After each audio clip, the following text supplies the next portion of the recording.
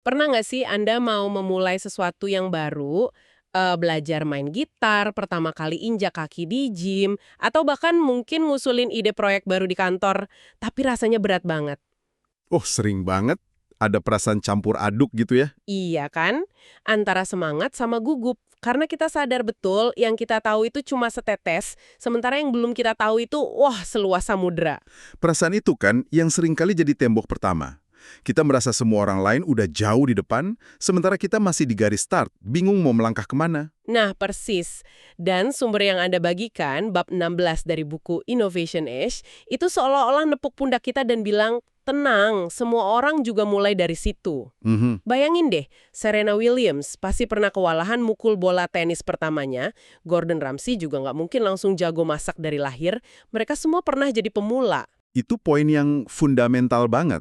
Sumber ini mau membongkar mitos bahwa para ahli itu punya faktor X misterius yang kita nggak punya. Padahal, seringkali perbedaannya lebih sederhana dari itu. Dan kesederhanaan itulah yang akan kita bedah bareng-bareng. Misi pembahasan mendalam kita kali ini adalah mengupas tuntas gagasan bahwa inovasi itu bukan sihir atau ilham yang turun dari langit, tapi sebuah praktek. Betul, sesuatu yang bisa dilatih. Sama seperti olahraga atau main musik, ini adalah sesuatu yang bisa dilatih, dimulai dari langkah-langkah super kecil, dan bisa Anda mulai. Hari ini juga. Apa yang menarik di sini adalah cara penulis membingkai kemajuan. Pada dasarnya, kemajuan di bidang apapun itu bergantung pada dua variabel. Oke. Pertama, berapa banyak waktu yang Anda curahkan, dan kedua, setinggi apa tingkat penguasaan yang Anda incar. Hmm, Analogi yang dipakai di buku ini bagus banget. Kalau tujuan Anda mau konser di panggung besar, latihannya pasti beda total dibanding kalau cuma mau nyanyi-nyanyi iseng di sekitar api unggun. oke, saya suka analogi itu. Artinya, nggak ada satu standar sehat yang sama buat semua orang gitu ya. Terus nyambungnya ke inovasi gimana? Apa ini berarti kita nggak perlu bercita-cita jadi Steve Jobs berikutnya untuk bisa disebut inovatif? Tepat sekali.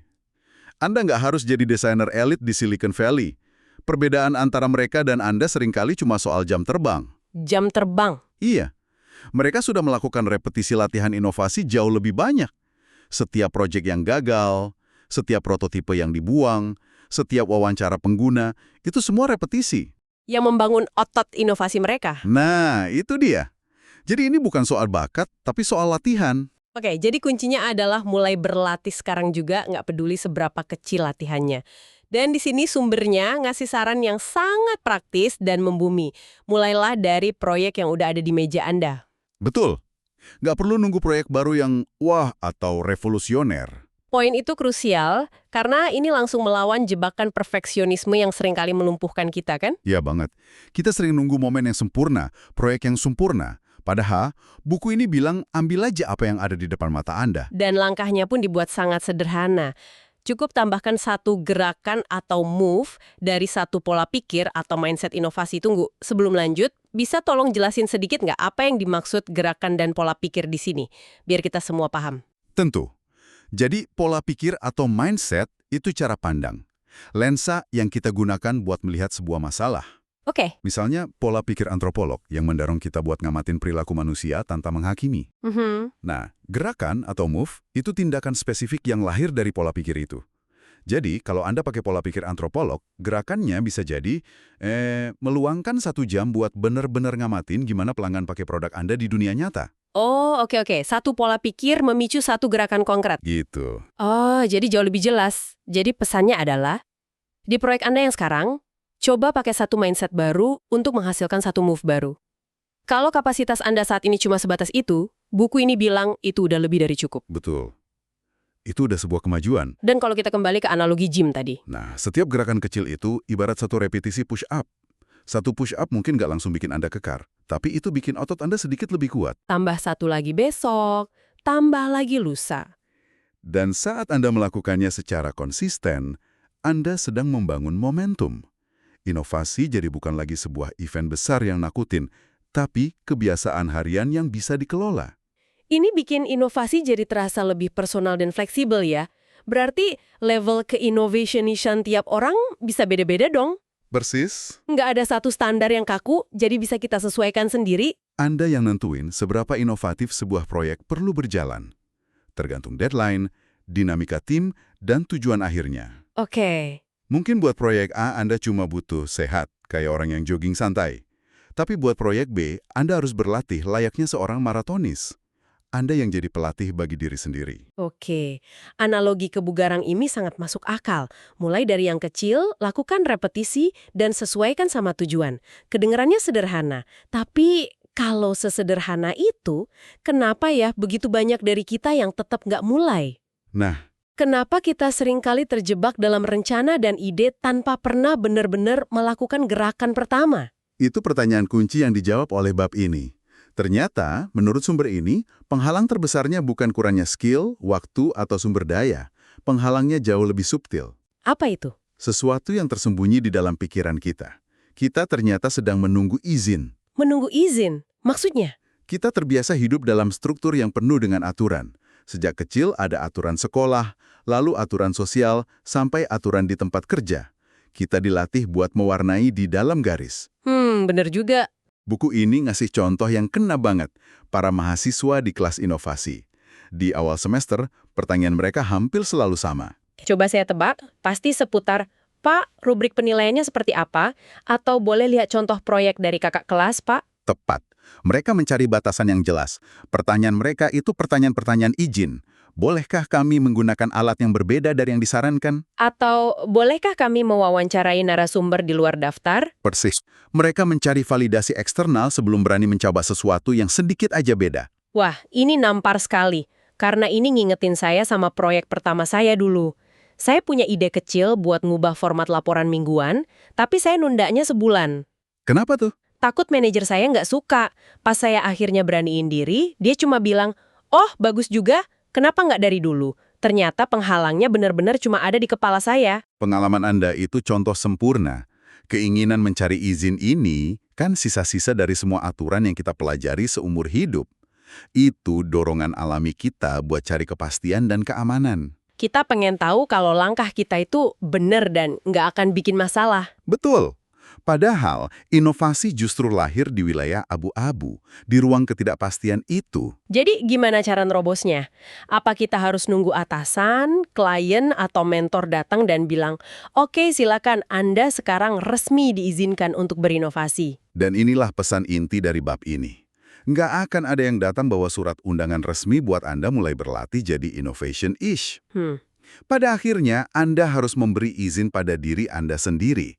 Yang paling menarik, penulis buku ini ngamatin saat para mahasiswa itu akhirnya mulai ngasih izin ke diri mereka sendiri buat eksperimen, jenis pertanyaan mereka berubah total. Berubah dari apa menjadi apa? Dari pertanyaan berbasis izin, jadi pertanyaan berbasis refleksi dan kepemilikan. Maksudnya? Mereka nggak lagi nanya, bolehkah kami?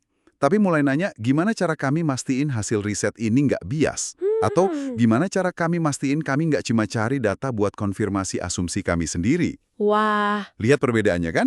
Mereka bergeser dari pencari aturan eksternal menjadi pemilik proses internal. Tanggung jawabnya pindah ke pundak mereka sendiri. Wow, pergeseran itu luar biasa. Dari pencari aturan menjadi pemilik proses. Ini benar-benar ngubah cara pandang. Betul. Jadi masalahnya bukan kita nggak tahu harus berbuat apa, tapi kita secara nggak sadar nunggu seseorang bilang silahkan, Anda boleh mulai. Dan orang itu Adalah diri kita sendiri. Nah, agar Anda yang mendengarkan bisa ngerasain pergeseran ini secara langsung, buku ini punya latihan praktis namanya latihan izin mempraktekkan. Mari kita coba bedah bareng. latihan ini dirancang untuk membuat konsep abstrak memberi izin pada diri sendiri menjadi sesuatu yang nyata dan bisa langsung diterapkan. Oke, siap. Langkah pertama. Coba pikirkan satu masalah atau tantangan yang lagi Anda hadapi sekarang. Bisa proyek di kantor, bisa juga masalah pribadi. Sudah kebayang? Oke. Langkah kedua, tuliskan satu gerakan atau move paling penting, sekecil apapun, yang perlu Anda lakukan untuk membuat kemajuan dalam masalah itu. Ingat ya, gerakannya nggak harus besar. Mungkin cuma ngirim satu email penting, bikin satu sketsa kasar di kertas. Atau nelpon satu orang yang udah lama nggak Anda ajak bicara. Nah, itu dia. Langkah ketiga, ini bagian intinya, coba catat. Menurut Anda, izin dari siapa yang Anda butuhkan buat melakukan gerakan itu? Apakah dari atasan, Klien, pasangan, atau mungkin sebuah komite. Tulis spesifik siapa penjaga gerbang yang ada di benak Anda. Langkah ini penting buat memvisualisasikan penghalang yang seringkali cuma imajiner itu. Dengan menuliskannya, kita membuatnya jadi lebih nyata dan bisa dianalisis. Dan sekarang, langkah terakhir yang paling krusial. Tanyakan pada diri Anda sendiri. Apa yang bakal terjadi kalau saya nggak minta izin dan langsung melakukannya aja? Coba jujur. Ya bikirin skenario terburuknya secara jujur. Apa saya bakal dipecat? Apa proyeknya bakal hancur lebur? Apa langit bakal runtuh? Apa yang menarik dari pertanyaan terakhir ini adalah, ia maksa kita buat nguji asumsi kita tentang resiko. Kita seringkali ngebangun skenario bencana dalam pikiran kita, padahal Kenyataannya? gerakan kecil itu mungkin hampir nggak akan diperhatikan orang lain, atau bahkan kalau diperhatikan, bisa jadi malah disambut baik. Jadi setelah semua kerangka kerja, pola pikir, dan gerakan yang dibahas di buku ini, semuanya ngerucut ke sini ya, ke momen di mana kita berani ngambil langkah kecil tanpa nunggu lampu hijau dari orang lain. Tepat. Kalau kita rangkum perjalanan dalam buku Innovation Age ini, polanya jadi jelas. Anda mulai dari ngatasin keraguan inovasi, rasa ragu dan takut salah, pakai kompas inovasi. Oke, biar tujuannya jelas. Betul. Lalu, Anda belajar pakai berbagai pola pikir buat lihat masalah dari sudut pandang baru. Dari situ, Anda belajar melakukan gerakan untuk mengubah ide jadi aksi. Dan bab terakhir ini, bab 16, adalah penutupnya. Semua itu nggak akan jalan kalau Anda nggak mulai dari yang kecil dan yang terpenting ngasih izin ke diri sendiri. Benar sekali. Pada intinya, setelah semua teori itu, pesannya ngerucut pada dua hal. Pertama, inovasi itu latihan, bukan ilham. Kayak repetisi di gym. Kedua, penghalang terbesarnya seringkali bukan atasan atau klien Anda, tapi pikiran Anda sendiri yang terus nunggu izin yang nggak akan pernah datang. Betul. Penulis nyimpulinya dengan kalimat yang kuat banget. Siapapun dapat menciptakan solusi terobosan untuk masalah nyata di dunia nyata.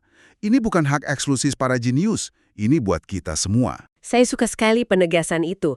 Semuanya dimulai dari langkah-langkah kecil yang disengaja. Gerakan-gerakan kecil inilah yang membangun momentum, yang perlahan-lahan mengubah tindakan sehari-hari jadi solusi terobosan. Ini ngubah paradigma.